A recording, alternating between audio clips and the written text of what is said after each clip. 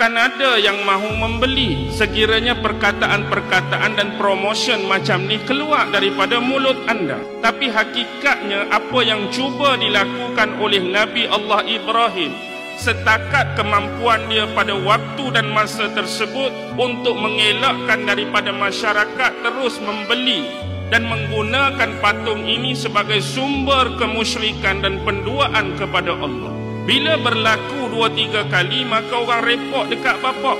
Ni pasal apa anak kamu Ibrahim mari jual patung tu duk cakap lagu ni? Duk cakap tak serupa macam selalu kamu duk jual ni. Jadi bermasalah, masa itulah terjadi dialog tadi antara dia dengan bapak dia. Ini menunjukkan pada waktu tu bapak dia berserta dengan kaum dia. Ma hadhihi tamathilul lati antum laha akifun.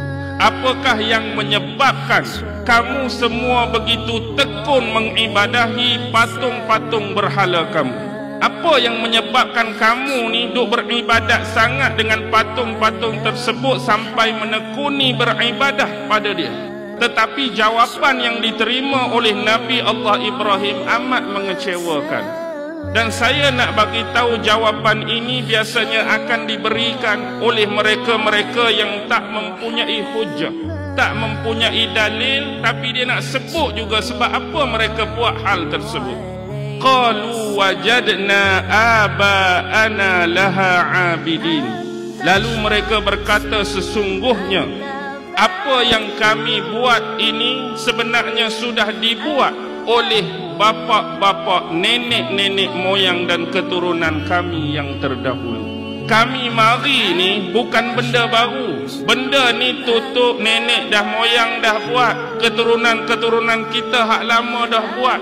Bab amalan-amalan penyembahan kepada patung dan berhala, dia bukan tok kita dulu lagu lain, kita lani lagu lain, tidak. Lalu apa kata Nabi Allah Ibrahim bila mendengar jawapan mereka? Qala laqad kuntum antum wa aba'ukum fi dhalalim mubin. Sungguhnya kamu semua ni, kamu dan bapa-bapa kamu dahulu telah berada pada jalan kesesatan yang nyata. Bila orang sebut sesat, dia nak marahlah. Bila orang sebut sesat, dia mula naik angin dah. Qalu ajitana bil haq am anta minal la'ibin.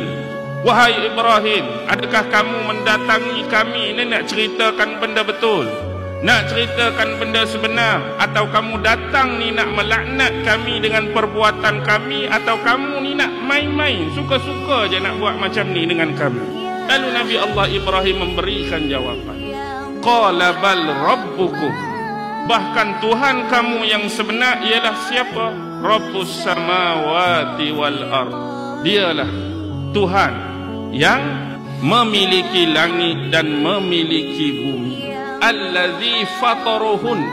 Bukan dia saja pemilik langit dan bumi, bahkan kedua-duanya dialah yang menjadikan.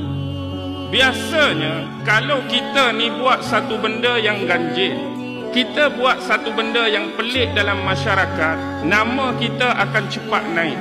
Biasa kehidupan dalam masyarakat biasa. Kehidupan dalam masyarakat neutral. Tiba-tiba kita bangun, kita bangkit buat sesuatu benda yang agak luar biasa dan pelik daripada orang lain, biasa nama kita akan cepat naik. Sama ada hak kita buat pelik dan luar biasa tu ke arah kebaikan pun dia cepat naik nama. Kalau kita buat hak tak tentu hala pun cepat naik nama. Begitu juga Ibrahim, bila dia buat ni sesuatu yang di luar kebiasaan masyarakat dia.